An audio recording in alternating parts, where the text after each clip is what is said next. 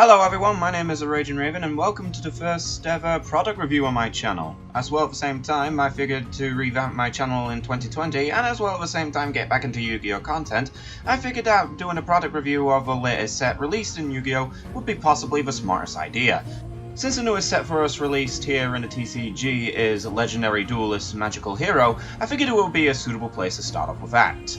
With that being said, and all being said and done, let's actually get to the reviewing of this product. Sometimes the best place to start with this Legendary Duelist set is often with the front. On the front we have Atem, of course, being one of the main characters of the Yu-Gi-Oh! Original series, along with Dark Magician and Dark Magician Girl respectively to his left and right, however in the fusion monster variant known as the Dark Magicians. Looking at all four sides of this product shows that it's just a generic gold colour to go with the theme of this product, as well at the same time the back showing you details of what's in the box, and of course the bottom of the box just being a simple silver colour that has been used on all Yu-Gi-Oh! Products ever since the very beginning.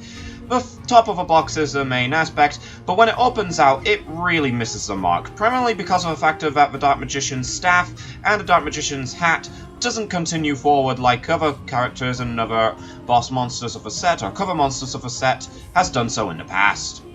Each box contains 36 of these booster packs, and of course as usual the booster packs reflect the cover that is usually presented on the box. Since this is a Legendary Duelist set though, there will of course be 5 cards in each and every single box. 1 rare and a chance of an ultra or a super rare. Now if this was a regular booster set, I would introduce all the new archetypes in the booster set as best as I possibly can to my pull ratios of a singular box, as well as what I think about each individual one. However, since Legendary Duelists relatively buff the archetypes that characters have used in the anime, we will usually look over those individual archetypes that were revealed in the anime by said lead characters. Starting off small, we have a Gagaga Utopics, and I'll be quite frankly honest, I really don't get this archetype.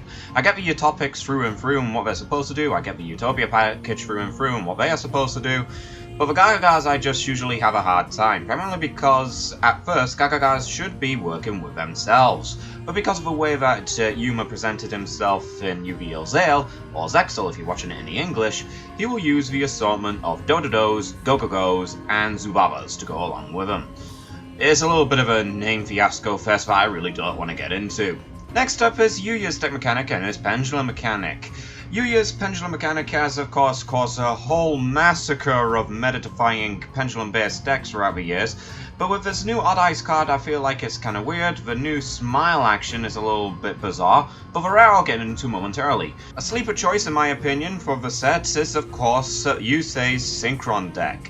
This will of course be relatively boosted by the new Synchron support, with a new Satellite Synchron, Satellite Warrior, Scrap Iron Signal, and trust me, we'll get to that, along with that continuous spell card of theirs. They may look kinda meh on paper, but trust me, when I played Synchrons before, and even a friend of mine who is an expert on Synchrons after seeing these cards and what they can do, he was heavily impressed.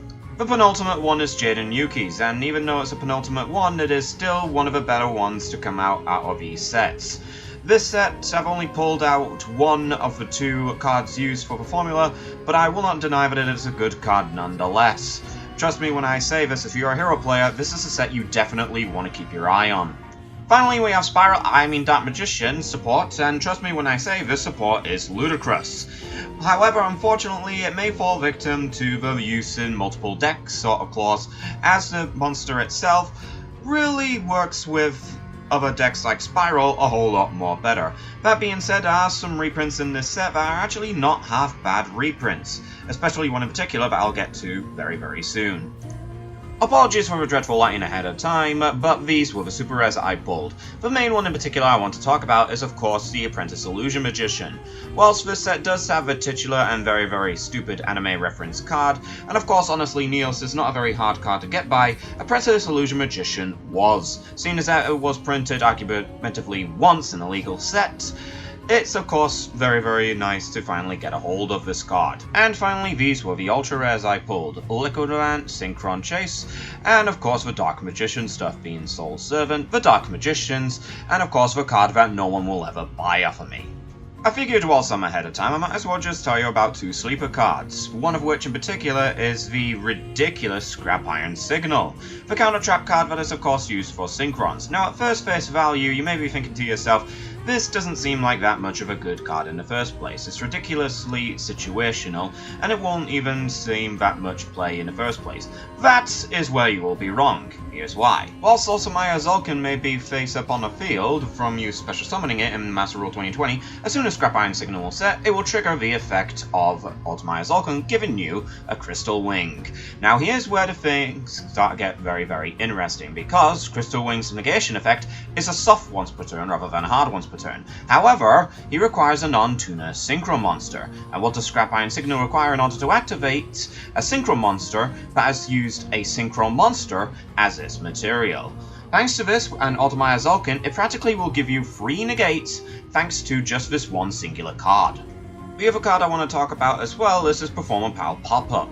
Now, it may be a little bit of a sleeper draw card in my eyes, and that's primarily because at first face value it may seem like it'll give you an egg too, but if you use it in a deck such as the Burning Abyss deck, then you may actually start thinking to yourselves that this may be a little bit more of a plus in the outcome. However, only time can tell. I may practically test it myself in my future builds of Burning Abyss, but for the time being, only time can tell if this card will be a titular card used in strategies like those.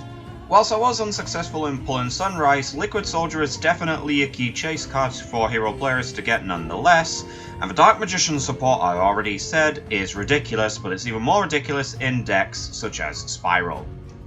So overall, what do I think about this set? It's a pretty dang good set, I'm not going to lie. It's been a long time coming, but we finally have a legendary duelist that actually will be worth something. I go for the sleeper decks in some of these legendary duelist sets. However, I have to give credit where credit is due. This is a really good one. It's about time we got support so powerful such as the Liquid Hero, Sunrise, the Dark Magicians, and of course Magician's Souls, but as well at the same time a legendary duelist set that actually holds its value, as well as having reprints that everyone would be worried about that didn't get reprinted in this set. So for the time being, guys, I hope you have enjoyed this video, and I hope to see you in the near future. My name is the Raging Raven. Have a good one.